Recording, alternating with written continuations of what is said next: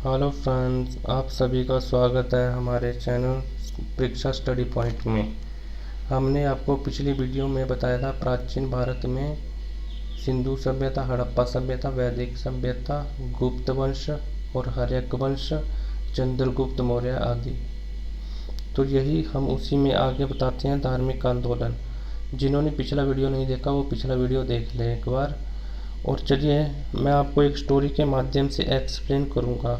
आप इमेजिन करना, आपको इजीली समझने में आसानी होगी।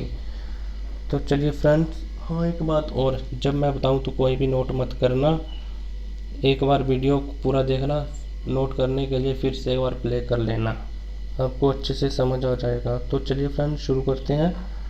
भारतीय इतिहास में धार्मिक आंदोलन 6वीं शताब्दी ईसा पूर्व से ही भारतीय धार्मिक क्रांति के रूप में जाना जाता है। जिस समय चीन में कन्फ्यूशियस अपने विचारों का प्रचार कर रहे थे और यूनान में सुकरात अपने दार्शनिक सिद्धांतों का प्रचार कर रहे थे, और यदि भारत की बात करें तो लोगों में धार्मिक दृष्टिकोण से परिवर्तन दिख रहा था। लोग ऐसे धर्म की खोज में जुटे हुए थे जो सरल और उच्च स्तरीय हो। इसी समय भारत में महात्मा बुद्ध और महावीर स्वामी का प्रभाव देखा गया। इन्होंने भारत में चल रहे प्राचीन धार्मिक परंपरा और अंधविश्वासों का विरोध किया, लोगों के समक्ष बौद्ध धर्म और जैन धर्म को रखा। इस पार्ट में हम आपको बौद्ध धर्म के बारे में पढ़ाएंगे और अगला पार्ट जैन धर्म के बारे में आएगा। तो इस पार्ट में हम बौद्ध धर्म अच्छे से एक्सप्लेन करेंगे, आप समझना, और स्टोरी के माध्यम से आपके दिमाग में डालने की कोशिश करेंगे। आप नोट मत करना, सिर्फ समझने की कोशिश करना। तो चलिए फ्रेंड्स शुरू करते हैं। बौद्ध धर्म के संस्थापक गौतम बुद्ध थे। इन्हें लाइट ऑफ एशिया भी कहा जाता था। यह लाइट ऑफ एशिया यानी Gautam Buddha light of Asia, ये बहुत बार एग्जाम में आ चुका है, इसे याद रखना। गौतम बुद्ध का जन्म 563 ईसा पूर्व में कपिल वस्तु के लुम्बिनी नामक स्थान पर हुआ था। 3री शताब्दी ईसा पूर्व में इसी स्थान पर बुद्ध की स्मृति में अशोक ने स्तंभ का निर्माण करवाया था। गौतम बुद्ध के बचपन का नाम सिद्धार्थ था। जन्म के तुरंत बाद ही इनकी माता का देहांत हो गया था, इसलिए इनका लालन पोषण इनकी मौसी प्रजापति गौतमी ने किया। इसी कारण यह बुद्ध कहलाए। पहली महिला जिसने बौद्ध धर्म को ग्रहण किया था वो थी प्रजापति गौतमी, यानी कि इनकी मौसी, जिन्होंने बुद्ध का लालन पोषण किया था। शुरुआत में गौतम बुद्ध का मन आध्यात्मिक की ओर था। इनके पिता इसी बात को लेकर चिंतित रहते थे, इसलिए 16 वर्ष की आयु में इनकी शादी करा दी और इनकी शादी यशोधरा के साथ करवा दी। 28 वर्ष की उम्र में इन्हें पुत्र हुआ जिसका नाम राहुल था। परंतु इतना सब होने के बाद भी बुद्ध दाम्पत्य जीवन में मन नहीं लगा और 29 वर्ष की उम्र में उन्होंने गृह त्याग दिया।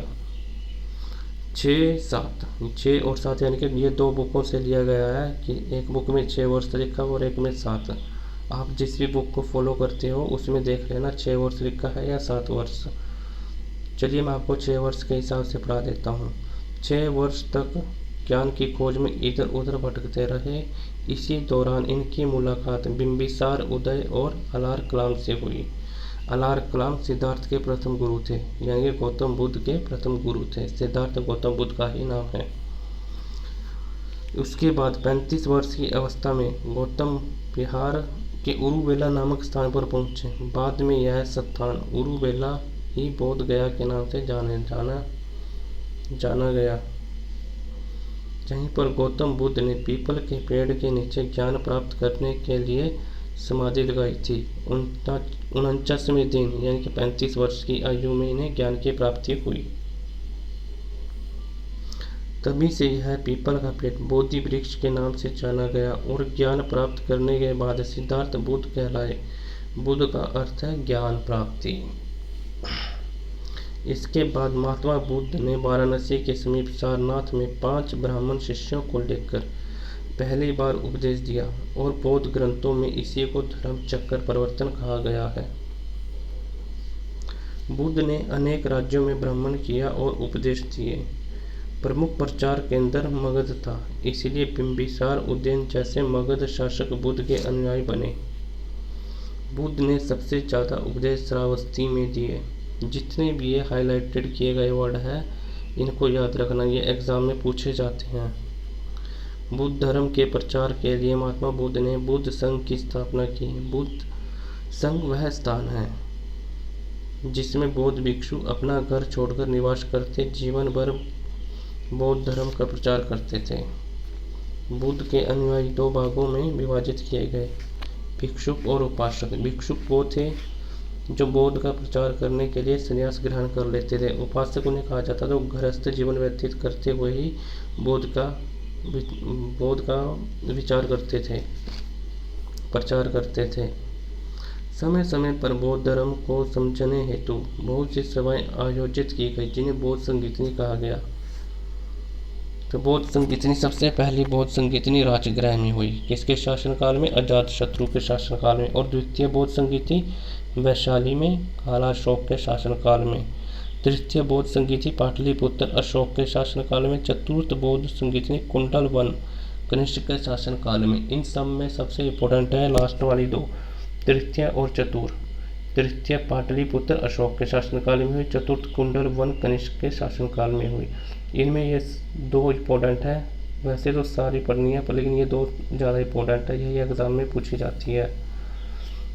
483 ईसा पूर्व में जब बुद्ध 80 वर्ष के थे तब उनका निधन हुआ और इनके निधन को महापरिनिर्वाण कहा गया। इनका निधन कहाँ पर हुआ था? कुशीनगर में। निधन के पश्चात बुद्ध के अस्थि अवशेषों को विभाजित कर 8 भागों में बांट दिया गया और स्तूपों का निर्माण कराया गया। सबसे बड़ा और सबसे पहला सांची का स्तूप है। ये सांची का स्तूप इमेज में आपको दिखाई दे रहा। महत्वपूर्ण तथ्य: बौद्ध धर्म के 3 रत्न, बुद्ध, धम्म और संघ। बुद्धों का सबसे पवित्र त्योहार वैशाख पूर्णिमा था, जिसे बुद्ध पूर्णिमा के नाम से जाना जाता है। बुद्ध के प्रमुख ग्रंथ त्रिपिटक और शुरुआती में बौद्ध ग्रंथ की भाषा पाली थी, बाद में संस्कृत भाषा में लिखे गए। जो बुद्ध के त्रिपिटक थे ये सबसे पहले पाली भाषा में लिखे थे पर उसके बाद संस्कृत भाषा में लिखे गए। बौद्ध को विख्यात विक्रमशिला विश्वविद्यालय की स्थापना धर्मपाल ने की थी। भारत में उत्पन्न सबसे अंतिम बौद्ध धर्म वामसात पाकसीनी है। धातु के सिक्के सबसे पहले बौद्ध काल में प्रकट हुए। तो फ्रेंड्स, कैसा लगा आपको ये हमारा वीडियो? इसके साथ ही लाइक और शेयर सब्सक्राइब करना ना भूलें हमारे चैनल। नेक्स्ट वीडियो में हम आपको बताएंगे जैन धर्म के बारे में। तो चलिए फ्रेंड्स, मिलते हैं नेक्स्ट वीडियो में। धन्यवाद।